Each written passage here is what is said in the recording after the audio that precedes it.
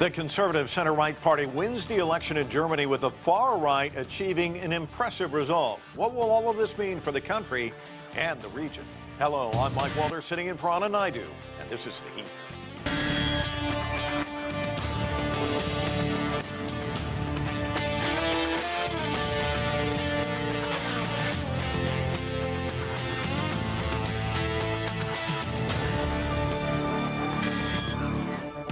The numbers are clearly impressive. More than 82% of German voters went out to the polls this Sunday, the largest turnout in almost 40 years. The results show traditional parties losing votes to far-right and far-left ones. The conservative center-right CDU was declared the winner of the snap elections, and its leader, Friedrich Merz, is poised to become the country's next chancellor. But he will have to form a coalition. Peter Oliver has more from Berlin. Well, Friedrich Merz says he has a clear mandate in order to form a new government. His Conservatives, the CDU and CSU, finished with the most votes. Now, they'll pick up around 208 seats in the Bundestag just behind me. In order to form a government this time around, you need 316 seats. That means they're going to have to go into coalition with somebody. We know the one party they're definitely not going to go into coalition with. That is the far-right Alternative for Deutschland, the AfD. They have what's called the Brandmauer here, the firewall against going into any type of government with Alternative for Deutschland, with the far right. So they're going to be excluded from that. It's worthwhile pointing out AfD have said that they are open to coalition talks. Should that change, it almost certainly will not change. It would be a massive turn up for the books if it did. So that leaves the only real option for a functioning coalition getting over that 316 seat mark would be with the Social Democrats. In order to do that, well, the SPD would have to row back on many campaign promises they made. They would also go from being the leading party in a ruling coalition to the junior party in a ruling coalition. That may require a vote from SPD membership, which could lead to taking this out for a lot longer, these negotiations. Friedrich Merz wants it sorted before Easter, so 8 weeks. That would be particularly quick in a German election, post-election coalition forming cycle. Usually takes around 3 months. Back in 2017, took more than 6 months in order to get it sorted. However, those were far more settled times. Right now, it really needs action. We have heard from Friedrich Merz about what he wants to do when he gets into the Chancellor's office, should he be able to form a coalition government. First off, he said he wants to tackle foreign and security policy. He wants to see a Europe together, united, facing up to challenges in particular that he pointed out coming from across the Atlantic in the United States and the new Trump presidency. He also spoke about migration. Now, in the lead up to the election, migration was one of the biggest issues on the doorsteps and in the campaigns. Friedrich Merz had said that he wanted to see incredibly secure German borders. He talked about closing German borders. He's now said the day after the election, there will be no closures of German borders. But there is talk of stricter asylum policies, including potentially looking at processing asylum applications outside of Germany. And then there is the economy. We have been stagnant here in Germany for a while now, too long for Europe's biggest economy. Friedrich Merz says he wants to see manufacturing jobs not only maintained, but increased here in Germany. In order to do that, though, he's going to have to sort out the energy problem, because energy prices here are incredibly high, not only for consumers, but also for industry, especially heavy manufacturing. And if they're wanting to bring those jobs back, they really need to get the price of energy down, something that the previous government were just not able to do. All right, we've got a lot to digest there. Let's bring in our guest from Berlin. Ulrich Bruckner is a Jean Monnet professor for European Studies at Stanford University in Berlin. From Cologne, Klaus Larres is distinguished professor of history and international affairs at the University of North Carolina in Chapel Hill and a global fellow at the Wilson Center. Werner Patzelt is research director at the Educational Institution and Research Center, MCC Brussels. He joins us from Dresden in Germany, and from London, Klisman Murati. As the founder of Pareto Economics, he is also joining us. Welcome all of you to the show. Ulrich, why don't I start with you? The CDU wins. Merz is poised to become the chancellor. He's trying to put together a coalition government. I heard one German broadcaster saying that putting together a coalition will be a challenge worthy of Superman, because he's refusing to work with the AfD, the far-right party. I went back and watched an interview that you did in 2018 when Angela Merkel, it took her about 4 months to put together a coalition government. This takes a long time. He says he wants to do it quickly. What are some of the roadblocks standing in his way, and how quickly can he achieve this? Well, he doesn't have many choices, which makes it harder for him, because it could have been that there would be more than two options, like with the Alternative für Deutschland or with the SPD. He ruled out to do anything with the Alternative für Deutschland. So there's only the former ruling party SPD left, because the Greens didn't overperform as they did last time, and the CDU underperformed because a lot of polls expected the party to have something between 30 and 40. It was not even 30. So that's what he got. And if there's no leverage because he cannot choose partners, the junior partner sets the conditions. And the junior partner faced the most devastating experience in the history of what used to be a people's party, a party that can reach out to the whole spectrum of German society. They feel now wounded. They will start from scratch with a new team. Olaf Scholz will disappear from the scene, as the leading faces from the Green Party and from the Liberals that did not even make it to the German parliament. So there's a lot of stumbling stones in the way, but Friedrich Merz has a roadmap. He has announced to finish this before Easter, which is not even 2 months. So he probably knows what he's talking about. And everybody understands that if they don't deliver, the Alternative für Deutschland will happily exploit the underperforming old parties, as they call them. And Klisman, the current chancellor and his party, of course, lost at the polls, as he just described it, a wounded party. The economy, of course, one reason we heard in our report that part of that is it's stagnant, energy costs so high. I mean, there's a lot of issues contributing to the problems with the economy. How quickly can the new chancellor address that, and what's he going to have to do? Well, obviously, he wants to address as soon as possible, because hitting the ground running with positive steps forward is always a good start to any political, leadership stint, I suppose you'd say. Look, I live in the world of economics, geopolitics, and finance, and those players in those worlds need to really see a plan for this government and what they plan to do with the economy. Now, Germany has been stagnant for a long, long time, and I don't see this new government in providing really any long-term solutions to economic growth that haven't been thought of already or have been tried already. The fact is that Germany is suffering from externalities, which is impacting its own growth. It's also impacting the wealth divide and making people very frustrated at the current state of affairs in Germany. What a leader should do is to focus on how can I create an economic policy that makes sense to the average working German, and how can I keep the people on side, even those who are against me, so that the political winds of change don't go into a direction that I don't want to see happen in the foreseeable future. And Klaus, how does he go about doing that?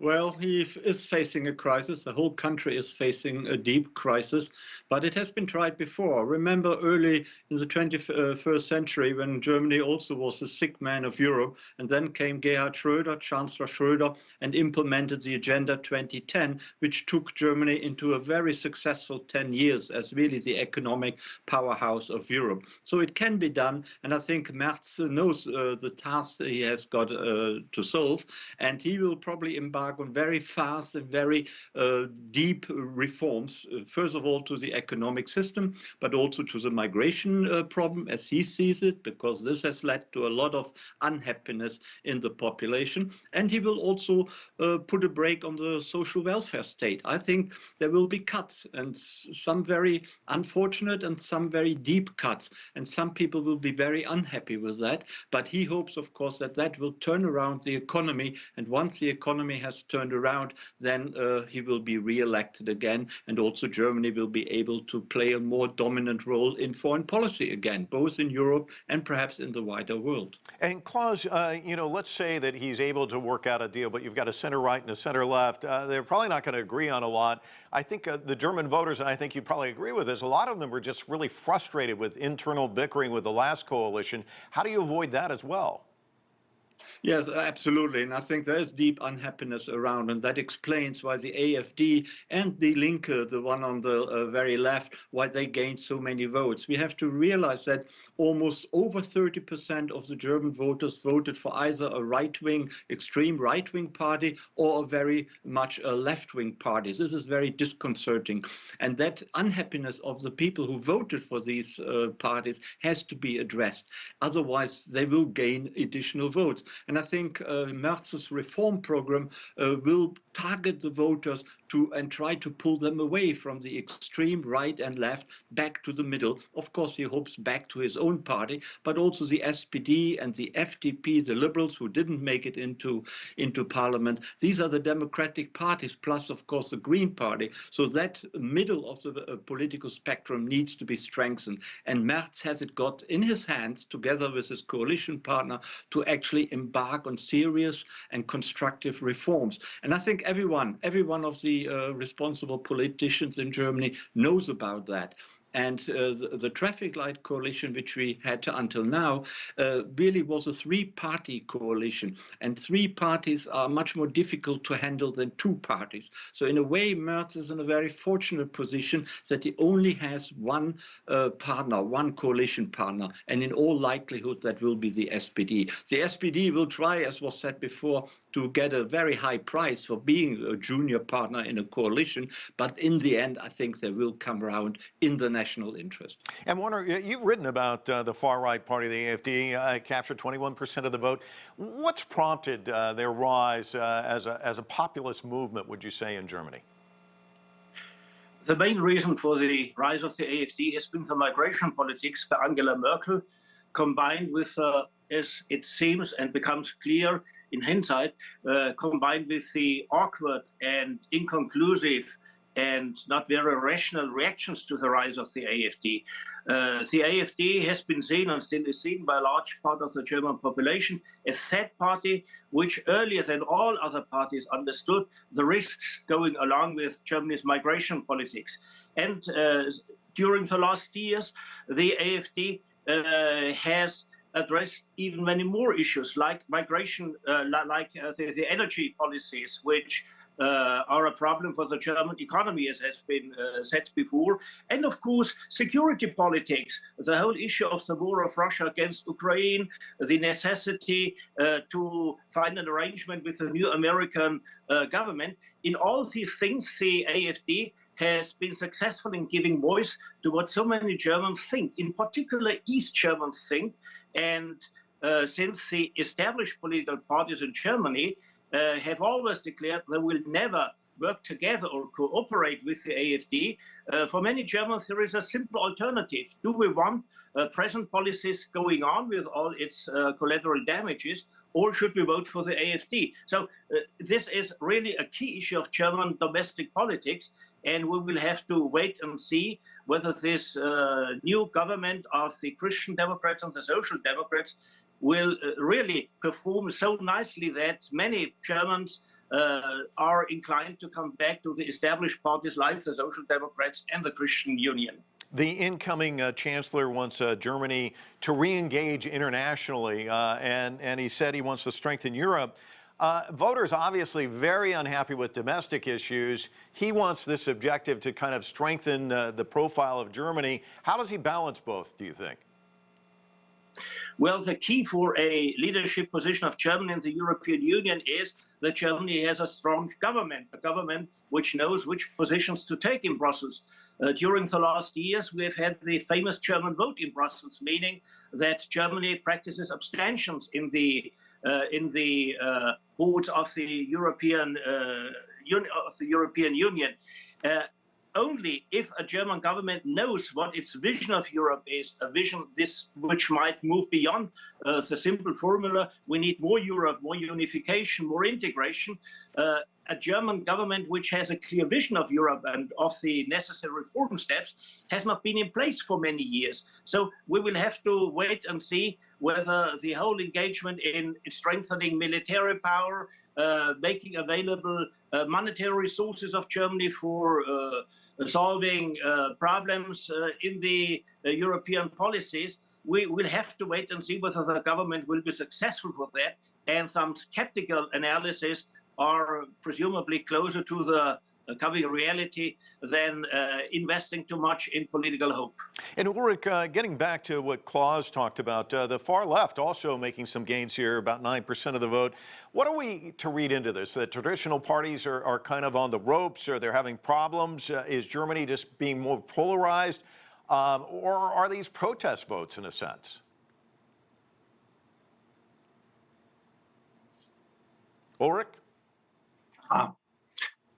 Well, the German society is much more differentiated than it was in the past, when only two parties were sort of swinging. One is this party in power, then it's the other one. The country has changed a lot of it because of immigration, not just illegal immigration or asylum seekers, but the country became very popular, and the city of Berlin is far more cosmopolitan, let's say 20 or 30 years ago. So the more you diversify a society, the less it is attractive to just put all the eggs in one basket, or to believe that one party can take the lead. But I would want to disagree with what has been said before, the argument of it's the economy stupid. I think a lot of it is storytelling, and there's one objective reality that you look at macroeconomic data, like the inflation is low, and people guess that it's 15%. In fact, it is something between 2 or 3%. And never before in the country, more people have been employed. And the feeling is that there is a certain insecurity. On top of it, people also sit on giant savings. The country is richer than ever before. But the general sentiment is one that is constructed by storytelling, to simplify, to reduce complexity, and pretend that things could be better. But if we compare the current situation with times in the past, I don't think that too many people would go back to a certain moment in history. Well, and let me follow up on that. Storytelling so important. Where did they mess up in terms of narratives, and how does he change that? Well, the communication of the previous government was really, really bad. Whenever they announced something, it wasn't clear what would happen with another junior partner in the next round. They are leaking very raw drafts of legislation that didn't take everything into consideration, and then they were crucified for an early draft. And that was intended because they didn't like the other performing well in the popularity rates. So the whole performance was pretty bad. But we also see parties on the left and on the right edge of the spectrum that successfully lobby for something that is not represented by parties that cluster in the center. So if the main idea of Friedrich Merz is to win people back for the center, his reputation is to be unhappy with what Merkel did by moving the Conservative Party to the center, and rather want to create a conservative profile of the CDU, which fishes on the right edge of the political spectrum. But it's not an option for people who in the last few years have very different liberal and not so conservative ideas about what it means to be in Germany. So it is kind of a squaring of the circle. And I don't expect the leadership announcement of Friedrich Merz that he will take a lead in Europe to be successful, because in times when countries were more closely together in the European community, German and French leadership made sense. But now we have 27 countries, and the mere fact that a German leader announces something doesn't necessarily resonate in Lithuania or in Slovenia or in Portugal. These days of making bold statements and then everyone will follow are definitely over. Interesting. Well, Klaus, let's talk a little bit more about narratives and storytelling, because some people objected to the fact that they felt like outside forces were also trying to influence this election with narratives and storytelling. We're thinking, of course, of U.S. Vice President J.D. Vance in Munich and kind of refusing to meet with Scholz, did meet with the AfD leader. He also gave a speech very critical of European leaders. And this is what the probable new chancellor had to say about the relationship with the United States. Let's listen. Especially after the statements from Washington last week, it is clear that we Europeans must now be able to act very quickly. that Europeans must also organize their own defense capability very quickly. This is an issue that has absolute priority in the coming weeks. So, Klaus, what about the U.S. relationship with Germany? Where do you see that now, and where does it go in the future? Yeah, can I just refer to my colleague, and I would say I wish my colleague was right, that it was largely a story of communication and narrative. But I don't think that is the case. There is real hardship in Germany. Many people cannot make ends meet, not to speak of the pensioners who find it, many pensioners find it even more difficult. Basically, I think one of the basic economic problems in Germany is that salaries are too low and taxes are too high. And what is left in the pocket at the end of the month is not enough for many people, or just about enough. And I think that creates a lot of resentment and really unhappiness. Regarding the United States, the new government finds itself in a situation which has never been there before. Throughout the post-war period, Europe, Germany could rely on the United States as being the benign partner. America, of course, criticized many times what the Europeans were doing, for example, their military, their lack of a military effort, also economic policies. Some ideological, political reasons were always given for criticism, but the fundamentals were right. We were always on the same side. The values, the fundamental principles were the same we pursued on both sides of the Atlantic. And that really has been given notice by Vance's speech in Munich, and also by various statements and utterances by President Trump. And this is such a severe shock to the system that you cannot rely anymore on the United States as a trusted and benign partner. You know, that the United States may simply not care enough about Europe and Germany and turn away. And such a situation has never been confronted by any post-war German chancellor. So Merz has the very difficult task to having to deal with that. And his solution to that is to make Germany more independent and to make Germany more integrated, even more integrated into Europe, to make Europe more united, to keep everyone together, and then try to develop a European army, perhaps. European defense effort has to be much increased, but also the European economic effort has to become somehow more independent of the United States. This is such a formidable task, which will, I think, be probably even more difficult than the domestic tasks Merz has to confront. Okay, Klisman, with that as a roadmap, how difficult is this going to be for not just Germany, but also Europe? Look, Germany really hasn't been tested in the international sphere for a long time.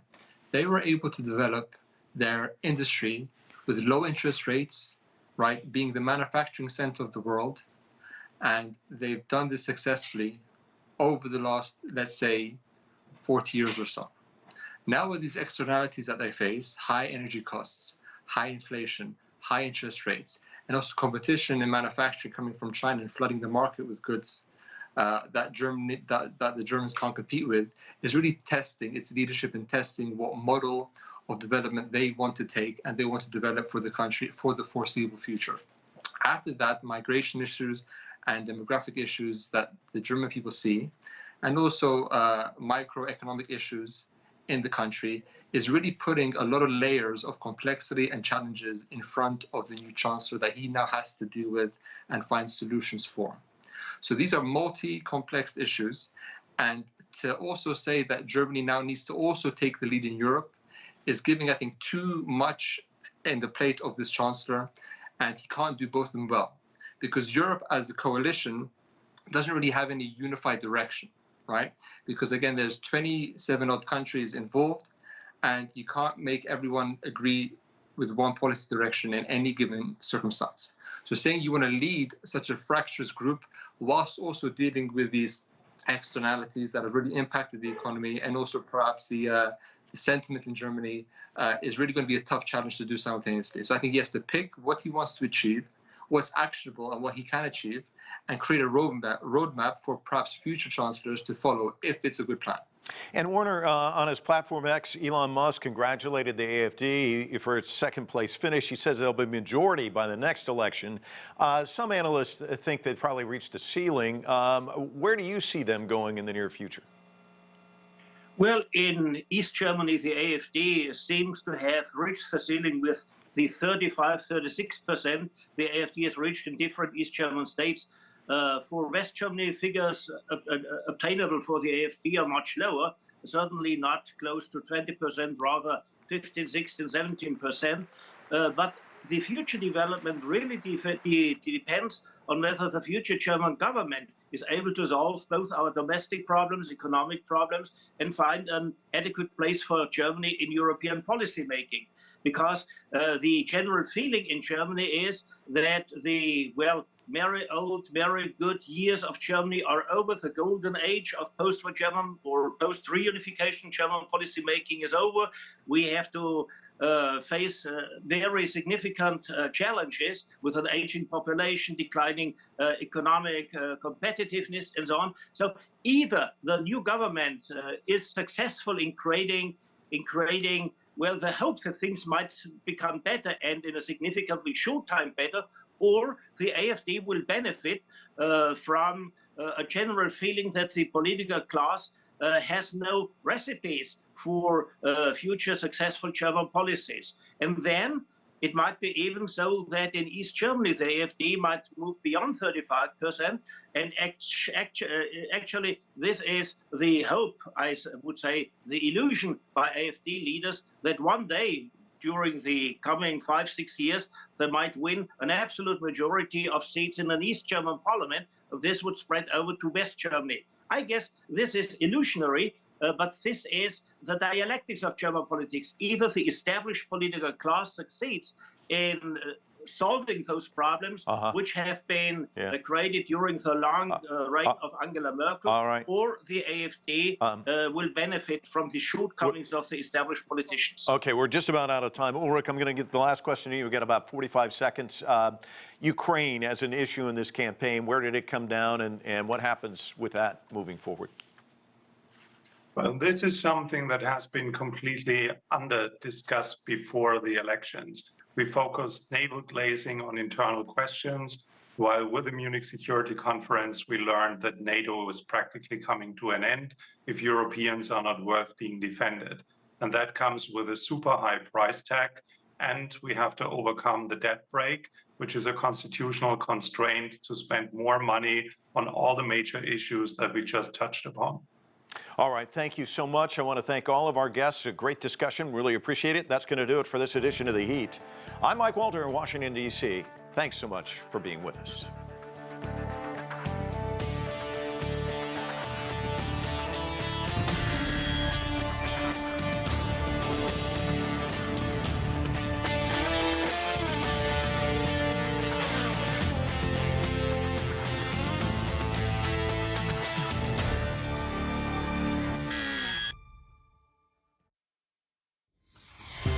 Think you are better informed in an information age. The fact is, people are more often misled by misinformation. You might think every voice is heard in a digital world. The fact is, many nations and peoples are still underrepresented. And data poverty shuts out many. We at CGTN are committed to transcending the information gap and the digital divide. CGTN, bridging nations and civilizations. CGTN, see the difference.